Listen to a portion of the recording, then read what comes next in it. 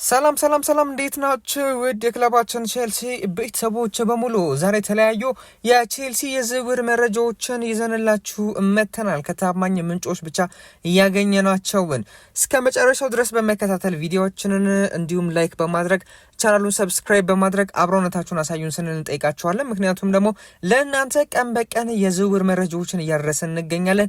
እንደዚህ አይነት ቪዲዮዎችን መስራት ደግሞ እጅግ በጣም አድካሚና አሰልቺ ጉዳይ ነው።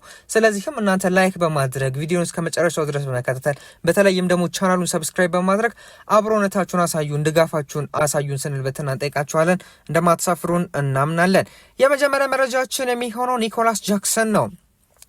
ኒኮላስ ጃክሰን በውሰት ወደ አስቶን ቪላ ያምራል ተብሎ የሚወራው ዜና ስህተትና የሐሰት ነው። በፕሪሚየር ሊጉ ሕግ መሰረት አንድ ክለብ ከሌላ የፕሪሚየር ሊግ ክለብ በውሰት መውሰድ የሚችለው አንድ ተጫዋች ብቻ ሲሆን አስቶን ቪላ እና ቼልሲ ቀደም ሲል በአሌሃንድሮ ጋርናቾ የውሰት ዝውውር ላይ ተስማምተው ጨርሷል። ስለዚህ ጃክሰን በውሰት ሊሄድ አይችልም የሚል መረጃ ፋብሪዚዮ ሮማኖ እያስነብበን ይገኛል። ስለዚህም ይህ የአጥቂ ስፍራ ተጫዋች በአሁኑ ሰዓት ላይ ወደ አስቶን ቪላ የሚያመራ ከሆነ በቋሚነት ሊሆን እንደሚችል ነው እንግዲህ ፋብሪዚዮ ሮማኖ እያስነብበን የሚገኘው።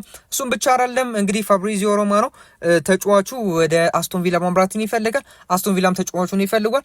ደግሞ ክለቡ ደግሞ ቼልሲ ይህንን ተጫዋች መሸጥ ይፈልጋል። ስለዚህ በሁሉም ደረጃ የዝውውር እንዲፈጸም ይፈልጋል። ስለዚህም አስቶን ቪላ በተለይም ኦሌ ዋትኪንስ ወደ ሳውዲ እንዲሁም ደግሞ ቼልሲ የሚፈልጓል እየተባለ ይገኛል፣ አርሰናል የሚፈልጓል እየተባለ ይገኛል። እስከ 40 ሚሊዮን ፓውንድ ድረስ ለጥፎበታል። ይህንን ተጫዋች የሚሸጡት ከሆነ አስቶን ቪላዎች እንግዲህ ኒኮላስ ጃክሰንን እስከ 50 እስከ 45 ሚሊዮን ፓውንድ ድረስ ከፍለው ለመውሰድ ፈቃደኞች እንደሆኑ ነው መረጃዎች እየጠቆሙ የሚገኙት። ነገር ግን ኦሌ ዋትኪንስ ሊወጣ ይገባል። ያ ኦሌ ዋትኪንስ ባይወጣም በዛው ቢቆይ ራሱ ይህ ተጫዋች ኒኮላስ ጃክሰን ወደ አስቶን ቪላ የሚያመራበት እድል እጅግ በጣም ሰፊ እንደሆነ ነው መረጃዎች እየጠቆሙ የሚገኙት። ነገር ግን በተለይ ኦሌ ዋትኪንስ ከወጣ በእርግጠኝነት ኒኮላስ ጃክሰን እንደሚፈርም በእርግጠኝነት መናገር እንችላለን። አሁን ላይ ተጫዋቹ ወደ አስቶን ቪላ ለማምራት በግል ጉዳይ ለመስማማት ምን ችግር እንደሌለበት ነው መረጃዎች እየጠቆሙ የሚገኙት። ለአስቶን ቪላ ፈተና አይሆንም በግል ጉዳይ ለማስማማት ተጫዋቹ። ምክንያቱም ደግሞ ተጫዋቹ በአስቶን ቪላ ፕሮጀክት እጅግ በጣም ተደሟል። ፕላስ ደግሞ ከዚህ በፊት የሚያውቀው በቪያሪያል የሚያውቀው እንደ አባቱ የሚቆጥረው ኡናይ ኤምሬ በዛ ይገኛል። ስለዚህም ብዙም ችግር አይሆንበትም በግል ጉዳይ ለመስማማት። ነገር ግን ቼልሲ እና አስቶን ቪላን በተመሳሳይ ለመስማማት ችግር ይሆንባቸዋል ወይም ፈተና ነው። በግል ጉዳይ መስማማት ብቻ ሳይሆን ቼልሲና አስቶን ቪላ ክለብ ለክለብ መስማማት ራሱ ፈተና ይሆናል ተብሎ አይጠበቅም። ስለዚህም አሁን ላይ ኒኮላስ ጃክሰን ወደ አስቶን ቪላ በቋሚነት የሚያመራበት እድል እጅግ በጣም ሰፊ እንደሆነ ነው የተለያዩ መረጃዎች እየጠቆሙ የሚገኙት። ቀጣዩ መረጃዎችን የሚሆነው ኢማኑኤል ኤሜሃ፣ ሊያም ዴላፕ እና ማርክ ጉዩን ይመለከታል። እንዲሁም ኒኮላስ ጃክሰንንም የተመለከተ መረጃ ነው ቤን ጃኮብስ እያስነብበን የሚገኘው። ምንድነው ያለው? ቼልሲ ኢማኑኤል ኤሜሃን በቋሚነት የመሸጥ ፍላጎት የለውም። በዚህ ክረምት ከቡድኑ ሁለት አጥቂዎች እንደሚወጡ የሚጠበቅ ሲሆን ሊያም ዴላፕ፣ ኒኮላስ ጃክሰን እና ማርክ ጉዩ በእጩነት ተይዘዋል። የሚሸጡ ተጫዋቾች ተብለው በሾርት ሊስት ውስጥ ተይዘዋል። ቼልሲ የሽያጭና የውሰት ውሎችን ለመቀበል ዝግጁ ነው። በእነዚህ ተጫዋቾች ሊያም ዴላፕ በፕሪሚየር ሊግ ክለቦች የሚፈለግ ሲሆን አስቶን ቪላዎች ደግሞ ስለ ኒኮላስ ጃክሰን ንግግር አድርገዋል። በሌላ በኩል ዦ ፔድሮ በምንም አይነት ሁኔታ የማይሸጥ አንተቼብል ተደርጎ የተያዘ ሲሆን ባርሴሎና ጠይቆ ውድቅ ተደርጎበታል የሚል መረጃ ነው ቤን ጃኮብስ እያስነብበን የሚገኘው። እንግዲህ እነዚህ አጥቂዎች ኦልሞስት ወደ 4 የሚደርሱ አጥቂዎች በክረምቱ የዝውውር መስኮት ከቼልሲ በቋሚነት አሊያም በውሰት የሚለቁበት እድል እጅግ በጣም ሰፊ ነው። ሁሉም ተጫዋቾች ደግሞ በርካታ ፈላጊዎች አሏቸው። ኢማኑኤል ኤሜሃ የተለያዩ ቡድኖች በጥብቅ ነው የሚፈልጉት ከወደ ፈረንሳይ እንዲሁም በዛው በእንግሊዝ ፕሪሚየር ሊግ ያሉ ቲሞችም እንዲሁም ደግሞ ከወደ ጀርመን ዶርትመንድ ተጫዋቹን በጥብቅ እንደሚፈልጉት ነው የተለያዩ መረጃዎች ይወጡ የሚገኙት። ነገር ግን ቼልሲ ይህንን ተጫዋች በቋሚነት በጭራሽ አልሸጥም እያለ ይገኛል፣ በውሰት ካልሆነ በስተቀር እያለ ይገኛል። ሊያም ዴላፕ በቋሚነት የሚሸጥበት እድል አለ። ኒኮላስ ጃክሰን ቅድም እንደነገርኳቸው በቋሚነት የሚሸጥ ተጫዋች ነው። በተለይ ወደ አስቶን ቪላ የሚያመራበት እድል እንዳለ እየተነገረ ይገኛል። ማርክ ጉዩም በርካታ የፕሪሚየር ሊግ ቲሞችን ያናስፈርም ጥያቄ እያቀረቡለት ይገኛል። ይህንን ተጫዋች እንግዲህ ወደ ሰንደርላንድ የሚያመራበት እድል ሰፊ እንደሆነ ነው መረጃዎች የጠቆሙ የሚገኙት። እንግዲህ ቀጣዩ መዳረሻ ይሆናል የሚለው ጉዳይ ነው እንጂ መሸጩ አይቀሬ ይመስላል ማርክ ጉዩ። ቀጣዩ መረጃችን የሚሆነው ደግሞ ቤንሂዩት ባድሻይሊ ነው።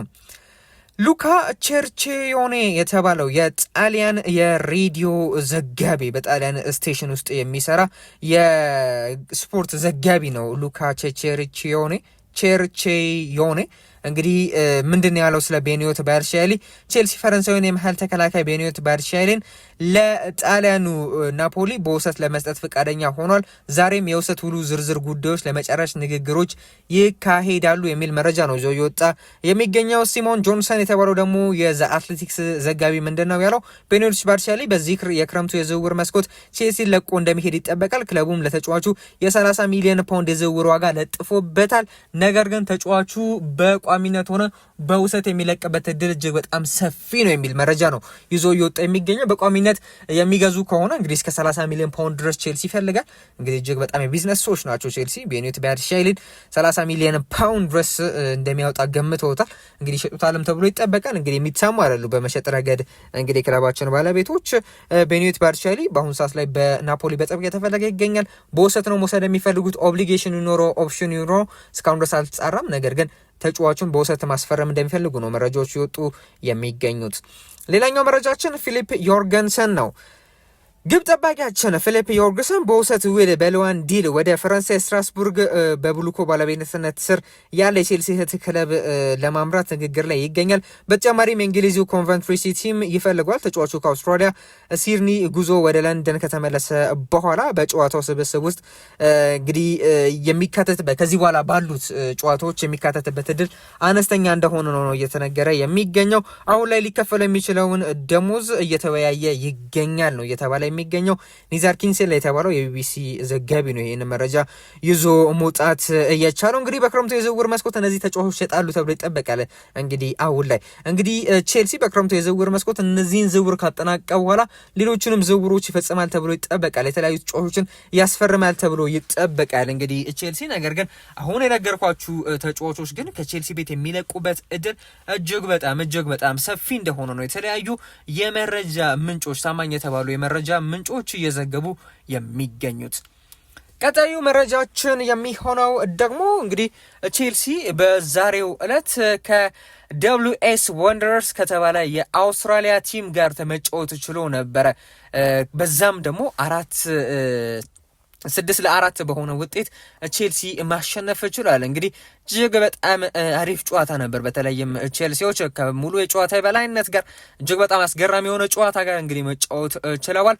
ለቼልሲ ሳትፓይቭ የተባለው ይህ ተጫዋች ካዛኪስታናዊ ተጫዋች ነው እንግዲህ ማስቆጠር የቻለው ለቼልሲ ማለት ነው። የመጀመሪያ ጎሉን ማስቆጠር የቻለው ከዛም በኋላ እንግዲህ ሌላኛው ጎሉን ማስቆጠር የቻለው ኢሱጎ ነው በ38ኛው ደቂቃ። ከዛም በኋላ በ63ኛው ደቂቃ በርካታ ተጫዋቾች እንደነ ስቴቫኦ፣ ጆ ፔድሮ፣ ኮልዌል፣ አንሰልሜኖ፣ ጊትንስ፣ ፓልመር፣ ፓሌስትራ፣ ፎፋና፣ ሳንቼዝ እነዚህ ተጫዋቾችን ቀይሮ የገባው ክለባችን ቼልሲ እንግዲህ በጄሚ ጊትንስ በጆ ፔድሮ 3 ጎሎች አማካኝነት እንግዲህ 6-4 በሆነ ውጤት ማሸነፍ ችሏል። እጅግ በጣም አስገራሚ የሆነ ጨዋታም ነበር ማለት እንችላለን። ጨዋታው እንግዲህ ቼልሲዎች ይህንን ጨዋታ በሚገባ ማሸነፍ ችለዋል። እጅግ በጣም አሪፍ ጨዋታ ነው። ያው ትንሽ ክለብ ናቸው። WS ወንደረርስ የአውስትራሊያ ቲም ነው፣ ትንሽ ቲም ነው። ከቼልሲ ጋር የሚመጣጠን ቲም አይደለም። ነገር ግን 6-4 በሆነ ውጤት ማሸነፍ ችለናል። እጅግ በጣም ምርጥ ነበረ የቼልሲም አጨዋወት ማለት እንችላለን። በተለይ የመጀመሪያ አጨዋወት እጅግ በጣም ምርጥ ነበረ ማለት እንችላለን። እንግዲህ የመጀመሪያ የፕሪሲዝን ጨዋታችን እንግዲህ በድል 6-4 በሆነ ውጤት ማሸነፍ ችለናል። ወደ ዝውውር ደግሞ እናምራ። ቀጣዩ መረጃችን የሚሆነው ከሬም አላይቤጎቪች ነው። ቼልሲ የሌቨርኩሰኑን አላይቤጎቪችን አሁንም በቅርብ የተከታተለው ይገኛል። ሆኖም ተጫዋቹ ለአሁኑ የቋሚ ስብስብ አስተላለፍ ሳይሆን እንደው የወደፊት የረጅም ጊዜ ፕሮጀክት ሳይኒንግ ፎር ዘ ፊውቸር ነው የሚታየው፣ ለወደፊት ተደርጎ ነው የሚታየው። ቼልሲ ለዚህ ታዳጊ ከ25 እስከ 30 ሚሊዮን ዩሮ የሚደርስ ክፍያ ለመክፈል እየሰራ ይገኛል የሚልም መረጃ ነው እየወጣ የሚገኘው። ይህን መረጃ የዘገበው ደግሞ ሳይመን ጆንሰን የተባለው የዘ አትሌቲክስ ዘጋቢ ነው። ቀጣዩ መረጃችን ሃኮቦ ራሞን ነው። ቼልሲ አሁንም በኮሞ የመሃል ተከላካይ ሃኮቦ ራሞን ላይ ፍላጎት አለው። ሆኖም ክለቡ ማክሰንስ ላክሯ የተባለውን ተከላካይ ማስፈረሙን ተከትሎ የቼልሲ አመራሮች በአሁኑ ሰዓት ላይ የመሃል ተከላካይ ክፍላቸውን የተረጋጉ እና ረክተው እንዲቀጥሉ አድርጓቸዋል። ስለዚህም አሁን ላይ የተጫዋች ወደ ቼልሲ የሚመራበት እድል አነስተኛ ነው። ነገር ግን ቼልሲ ፍላጎት አለው፣ መጠነኛ ሆነ ፍላጎት አለው ሃኮቦ ራሞንን ለማስፈረም ማለት ነው። የስፔን ተከላካይን ለማስፈረም ተጫዋቹ ግን በዛው በኮሞ ለመቆየት ፍላጎት እንዳለው ነው መረጃዎች የጠቆሙ የሚገኙት። ምክንያቱም ደግሞ ቻምፒዮንስ ሊግ አልፈዋል። ስለዚህ ማጣጣም አለባቸው። ቢያንስ እንኳን ያሳለፉትን ክለብ እንግዲህ በሚገባ ማየት ይፈልጋሉ።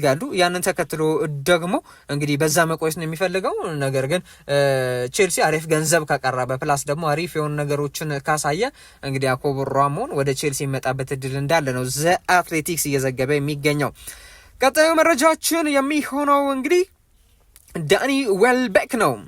ዳኒ ዌልቤክ ወደ ቼልሲ ለመዘዋወር የግል ጥቅማጥቅሞች ውሉን ፐርሰናል ተርምስ ሙሉ በሙሉ ተስማምቷል። አሁን ላይ ቼልሲ ከብራይተን ጋር በሚደረገው የዝውውር ዋጋ ንግግር ላይ ስምምነት ላይ ለመድረስ ከፍተኛ የሆነ ጥረት እያደረገ ይገኛል። እንዲሁም ደግሞ እንስማማለን ብለው እንደሚያምኑ 100% እርግጠኛ እንደሆኑ ነው ቼልሲዎች ቤን ጃኮብስ እንዲሁም ደግሞ አሌክስ ክሩክ እያስነበበን የሚገኙት። እነዚህ ሁለት ጋዜጠኞች እያስነበቡ ነው የሚገኙት። እሱም ብቻ አይደለም ፋብሪዚዮ ሮማኖም ያንን ነገር እያረጋገጠ ይገኛል። ቼልሲ ሙሉ ለሙሉ እርግጠኛ ነው ዳኒ ዌልቤክን ለማስፈረም የሚል መረጃ ነው እንግዲህ እየወጣ የሚገኘው። ሌላኛው መረጃችን የሚሆነው ደግሞ ሄራርድ ማርቲን ነው። ቼልሲ የባርሴሎና ሁለገብ ተከላካይ ሄራርድ ማርቲንን በዚህ ክረምት ለማስፈረም በእጩዎች ዝርዝሩ ውስጥ አካቶታል። የጣሊያኑ ኤስ ሚላንም ተጫዋቹን ለማስፈረም እየገፋበት የሚገኝ ሲሆን የገንዘብ ጥያቄውን ወደ 35 ሚሊዮን ዩሮ ከፍ ለማድረግ ተዘጋጅቷል። ባርሴሎናዎች ተጫዋቹን ማቆየት የሚፈልጉ ቢሆንም ከፍተኛ የገንዘብ ጥያቄ ያቀረበላቸው ለመሸጥ ሊያስቡበት ይችላሉ፣ ሀሳባቸውን ሊቀይሩ ይችላሉ የሚል መረጃ ኮት ኦፍ ሴድ እያስነበበን ይገኛል። እንግዲህ ይህንን ተጫዋች ለማስፈረም ቼልሲ ብቻ አይደለም የሚፈልገው እንዲሁም ደግሞ ወደ ጣሊያን ጁቬንቱስን ተጫዋች በጥብቅ ነው የሚፈልገው። ኤሲ ሚላን የሚፈልጓል። በፕሪሚየር ሊግ ያሉ እንደነ ሊቨርፑል፣ አርሰናል ያሉ ክለቦችም ይህንን ተከላካይ ማስፈረም እንደሚፈልጉ ነው መረጃዎች ሲወጡ የሚገኙት። 24 ዓመቱ ላይ የሚገኝ ስፔናዊ ተከላካይ ነው። በግራም እንዲሁም ደግሞ በቀኝ ቦታዎች ላይ መጫወት የሚችል በተመላላሽ ቦታዎች ላይ መጫወት የሚችል እጅግ በጣም አስገራሚ ተጫዋች ነው። እንግዲህ 35 ሚሊዮን ዩሮ ድረስ ከቀረበ እንግዲህ ባርሴሎናዎች ከፍተኛ የገንዘብ ጥያቄ ከቀረበላቸው ጥያቄውን ሊቀይሩት ወይም ደግሞ ጥያቄያቸውን ሊያስቡበት እንደሚችሉ ነው መረጃዎች ይወጡ የሚገኙት። ቀጣዩ መረጃችን ዛዮን ሱዙኪ ይሆናል። ቼልሲና ፓሪስ ሴን ዠርመን ፒኤስጂ የፓናማውን ግብ ጠባቂ ዛዮን ሱዙኪ ለማስፈረም የመጀመሪያ ደረጃ ግንኙነት ንግግር አድርገዋል የሚል መረጃ ኤክሬም ኮኖር እያስነበበን ይገኛል። ሁለቱም ክለቦች ጃፓኑን ግብ ጠባቂ የሚፈልጉት አሁን ባሏቸው ግብ ጠባቂዎች ላይ ሽያጭ የሚያካሂዱ ከሆነ እንደ ተካፋይ ወይም ደግሞ እንደ ሪፕሌስመንትነት እንደሚያዩት ነው እንግዲህ መረጃዎች የተጠቆሙ የሚገኙት። በተጨማሪም ጁቬንቱስ እና ሌሎች የፕሪሚየር ሊግ ክለቦች የተጫዋቹን ሁኔታ በቅርበት የተከታተሉ ይገኛል የሚል መረጃ ነው እንግዲህ መረጃዎች ወይም ደግሞ ኤክሬም ኮኖር እያስነበበን የሚገኘው ሲሆን ሱዙኪ እንግዲህ በጃፓን ብሔራዊ ቡድን እጅግ በጣም የሚታወቅ ቆዳ ቀለሙ ጥቁር የሆነ እንግዲህ በበርካቶች ዘንድ የሚደነቅ እንግዲህ ተጫዋች ነው።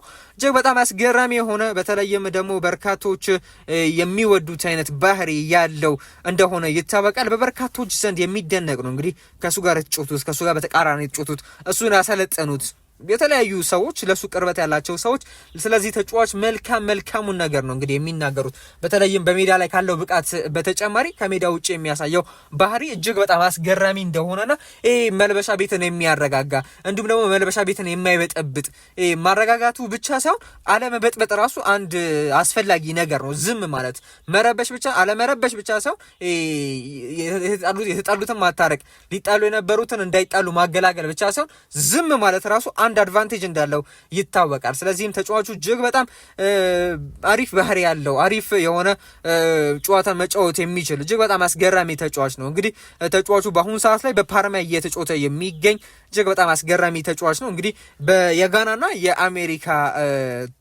ትውልድ ያለው ተጫዋች ነው። ነገር ግን ለጃፓን ብሔራዊ ቡድን የሚጫወት ነው። ያው የጃፓን ስረ ትውልድም አለው ጋና ፕላስም ደግሞ አሜሪካም ስረ ትውልድ አለው። ለዛም ነው ጠቆር ያለው። እንግዲህ ለሶስቱ መጫወት ይችል ነበር፣ ነገር ግን የመረጠው ጃፓን ነው። በዓለም ዋንጫውም ተመልክተናል። በተለያዩ ጊዜያቶች የምንመለከተው አይነት ተጫዋች ነው። ባለፈው ውድድር ዘመን 38 ጨዋታዎችን አድርጎ 3420 ደቂቃዎችን በሜዳ ላይ ያሳለፈው 42 ግብ ሲቆጠርበት 12 ክሊን ሲት ይዞ መውጣት ይችላል። እንግዲህ በፓርማና በጃፓን እየተጫወተ ያለ ተጫዋች ነው። ስለዚህም በጣም ሀይ ክለቦች አይደሉም። ጥራት ያላቸው ተከላካይ፣ ጥራት ያላቸው አሰልጣኝ ያላቸው ቡድኖች እንዳልሆኑ ይታወቃል። በአንጻራዊነት በተለይም ፓርማን ስንመለከተው ከነ ጁቬንቱስ ጋር ከነ ኤስ ሚላን ከነ ኢንተር ሚላን ከናፖሊ ከፊዮረንቲና ከነዚህ ቡድኖች እንግዲህ የምናወዳድረው ቡድን እንዳልሆነ ይታወቃል። ስለዚህም አሁን ላይ እንግዲህ ፓርማ ያላቸው ተከላካይ በተለያዩ ነገሮች አንጻር ስና 12 ክሊን ሺት ይዞ መውጣት እጅግ በጣም አስገራሚ ነው። እንግዲህ 118 ሴቮችን ማድረግ ችሏል። 74% ሴቭ ፐርሰንቴጅ አስመዝግቧል። 2 ጊዜ ፔናልቲዎችን ማዳን ችሏል። እንዲሁም ደግሞ የተሻማውን ኳስ ማዳን ችሏል። የተሻማ ኳስ መያዝ ችሏል ማለት ነው። በየጨዋታው 1.2 ኳስን የተሻሙትን ይይዛል። እንደገና ደግሞ ስዊፐር አክሽኖችን የሚያበዛ ፓስ አኩሬሲው 80% የሆነ ሎንግ ፓስ አኩሬሲው 49% የሆነ እንዲሁም ደግሞ በየጨዋታው 6.5 አኩሬት ሎንግ ፓሶችን የሚያደርግ እጅግ በጣም አስገራሚ ተጫዋች ነው። እንግዲህ ፈጣን ሪፍሌክስ የሚያደርግ አንዳንድ ሴቭ ማድረግ የሚችል ከመስመሩ ውጪ በድፍረት መውጣት የሚችል በድፍረት ወጥቶ በትክክል እግር ኳስን መጫወት የሚችል ጥሩ የረጅም ኳስ ስርጭት የሚያደርግ አካላዊ ጥንካሬ ያለው እጅግ በጣም አስገራሚ ተጫዋች ነው ማለት እንችላለን። ሱዙኪ በአሁኑ ሰዓት ላይ በቼልሲ እየተፈለገ ይገኛል። ንግግር እንደተጀመረ ነው ኤክረም ኮኖር እያስነበበን የሚገኘው። ቀጣይ መረጃችን የሚሆነው ጆርዳን ሄንደርሰን ነው። የጆርዳን ሄንደርሰን ዝውውር ወደ ቼልሲ ለመዞር እጅግ በጣም ተቃርቧል። ሂርዊጎ ሊባል በጣም ጥቂት ቀርቶታል የሚል መረጃ ፋብሪዚዮ ሮማኖ ይዞ እየወጣ ይገኛል። ቼልሲ የግራኒት ዣካ ዝውውር ሳይሳካለት ስለቀረ አሁን ላይ ልምድ ያለው አማካኝ ወደ ስብስቡ ለመጨመር በመፈለጉ ሄንደርሰን ላይ አሁን ፊቱን አዙሯል የሚል መረጃ ነው እንግዲህ ፋብሪዚዮ ሮማኖ ይዞ እየወጣ የሚገኘው። ሄንደርሰን በአሁኑ ሰዓት ላይ በተለያዩ ቡድኖች ሲፈለግ እንደነበረ መረጃዎች ይወጡ ይገኛሉ። በተለያዩ የፕሪሚየር ሊግ ቲሞች ማለት ነው። ከብሬንትፎርድ ከወጣ በኋላ ማለት በዚህ ክረምት ይወጣል ተብሎ ይጠበቃል። እንግዲህ የተለያዩ ቡድኖችም ተጫዋቹን እናስፈርም እያሉት ይገኛሉ። ነገር ግን አሁን ላይ ተጫዋቹ ፍላጎቱ ወደ ቼልሲ ማምራት እንደሆነ ነው መረጃዎች የጠቆሙ የሚገኙት። ተስማምተዋል። በግል ጉዳይ ለመስማማት ምንም አይነት ችግር እንደሌለ ነው መረጃዎች የወጡ የሚገኙት። እንግዲህ ተጫዋቹ በተለይም እድሜው አንጋፋ ነው፣ እጅግ በጣም አንጋፋ ነው። ዳኒ ዌልቤክም እንዲሁም ደግሞ ጆርዳን ሄንደርሰንም ያው ወደ ቼልሲ መጥተው ኤክስፒሪየንሳቸው ይጠቅማል እንጂ በጭራሽ እነዚህ ተጫዋቾች በቼልሲ ቋሚ አሰላለፍ ውስጥ ገብተው ጨዋታን ይቀይሩናል ብላችሁ እንደማጠብቁ እናምናለን። በተለይም ደግሞ ሻቢ አሎንሶ ይሄን ኤክስፒሪየንስ በደንብ ነው የሚፈልገው። የሚያውቀውን ከመጀመሪያም ጀምሮ የሚያውቀውን በባየር ሌቨርኩሰን እያለ ዋንጫ እንዲያነሳ ፕሮፋይሉን ቢውልድ እንዲያደርግ እጅግ በጣም ያደረገውን የባየር ሌቨርኩሰንን ካፒቴን ለማስፈረም ፈልጎ ነበረ እንግዲህ ዣካን ማለት ነው። ነገር ግን አልቻለም። አሁን ላይ ወደ ጆርዳን ብራያን ሄንደርሰን ፊቱን አዙሯል። 36 ዓመቱ ላይ የሚገኝ ሜትር ከ82 የሚረዝም በሴንትራል ሚድፊልድ ቦታ ላይ በዲፌንሲቭ ሚድፊልድ ቦታ ላይ መጫወት የሚችል በብሬንትፎርድ ያለ በባለፈው ዘመን 35 ጨዋታዎችን አድርጎ እንግዲህ የጀመረባቸው 31 ጨዋታ ነው። 35ቱን ጨዋታዎች ሲያደርግ 31ዱ ጀምሯል። 2740 ደቂቃዎችን ተጫውቷል። በሜዳ ላይ ያሳልፏል። 2 ጎሎችና 5 አሲስት ማድረግ ችሏል። 88% የፓስ ትክክለኛነት ያስመዘገበ ባለፈው የውድድር ዘመን 1.5 ቁልፍ ፓሶችን በየጨዋታው ያደረገ 5.4 ፕሮግሬሲቭ ፓሶችን በየጨዋታው ማድረግ የቻለ ሎንግ ፓስ አኩሬሲውን ስንመለከት 72% የሆነ 2.1 ታክሎችን በየጨዋታው የሚያደርግ ኢንተርሴፕሽኖችን 1.4 በየጨዋታው የሚያደርግ ቦል ሪከቨሪዎችን 6.8 በየጨዋታው የሚያደርግ በጨዋታ 74.5 ኳስ የሚነካ ግራውንድ ዱዌልስን ማሸነፍ 56% ያለው በባለፈው ውድድር ዘመን 6 ቢጫ ካርድ ተመልክቶ ምንም አይነት ቀይ ካርድ ያልተመለከተውን የመሪነት ባህሪ ያለው ትክክለኛ ፓስን የሚያደርግ እጅግ በጣም ብዙ ፓሶችን የሚያደርግ ጨዋታን መቆጣጠር የሚችል ከፍተኛ የሆነ ወርክ ሬት ያለው ረጅም ፓሶችን እጅግ በጣም የሚያበዛ የቦታ አያያዝ ቦል ፖዚሽን እጅግ በጣም የሚያውቅ አይነት ተጫዋች ነው። በተለያዩ ቡድኖች መጫወት የቻለ በተለይም ደግሞ ይህ ለቼልሲ ይጠቅማል። ምክንያቱም ደግሞ ይህ ተጫዋች ሄንደርሰን ከዌልቤክ እንደውም ትንሽ ሻል የሚለው ነገር ሁለቱም ልምድ አላቸው በፕሪሚየር ሊጉ እድሜያቸውም ኦልሞስት ተቀራራቢ ነው ማለት እንችላለን። ሁለቱም ተጫዋቾች እድሜያቸው ተቀራራቢ ነው ማለት እንችላለን። 35-36 ዓመታቸው ነው ያሉት። ነገር ግን ይህ ተጫዋች በሊቨርፑል እያለ በርካታ ዋንጫዎችን ማሸነፍ እየቻለ እጅግ በጣም አስገራሚ የሆነ ተጫዋች ነው ይህ ተጫዋች ማለት ማለት ነው። በሊቨርፑል እያለ በርካታ የቻምፒዮንስ ሊግም የፕሪሚየር ሊግን ማሸነፍ የቻለ እጅግ በጣም አስገራሚ ተጫዋች ነው። ለምሳሌ ፕሪሚየር ሊግን 2019/20 የውድድር ዘመን ማሸነፍ የቻለ፣ ዩኤፋ ቻምፒዮንስ ሊግን 2018/19 ከሊቨርፑል ጋር ማሳካት የቻለ፣ ፊፋ ክለብ ወርልድ ካፕ አንድ ጊዜ ማሸነፍ የቻለ፣ ዩኤፋ ሱፐር ካፕን አንድ ጊዜ ማሸነፍ የቻለ፣ ኤፍኤ ካፕ አንድ፣ ኤፍኤል ካፕ 2፣ ኮሚኒቲ ሽልድ አንድ ማሸነፍ የቻለ እጅግ በጣም ኤፍ ደብሊው ፉትቦል ኦፍ ዘይር ማሸነፍ የቻለ፣ ኢንግላንድ ፕሌየር ኦፍ ዘይርን በ2019 ማሸነፍ የቻለ፣ ዩሮ እስከ ግማሽ ፍጻሜ ሩብ ፍጻሜ መሄድ የቻለ፣ ከእንግሊዝ ብሔራዊ ቡድን ጋር ከሊቨርፑልም ጋርም እጅግ በጣም ስኬታማ የውድድር ዘመን ማሳለፍ የቻለ፣ እሱም ብቻ አይደለም በዋንጫ ብቻ ሳይሆን በጨዋታ ራሱ ስናየው ከሰንደርላንድ ጋር መጫወት ችሏል። ከ2008 እስከ 2011 ከኮንቨንትሪ ሲቲ በልዋን ከ2009 እስከ 2010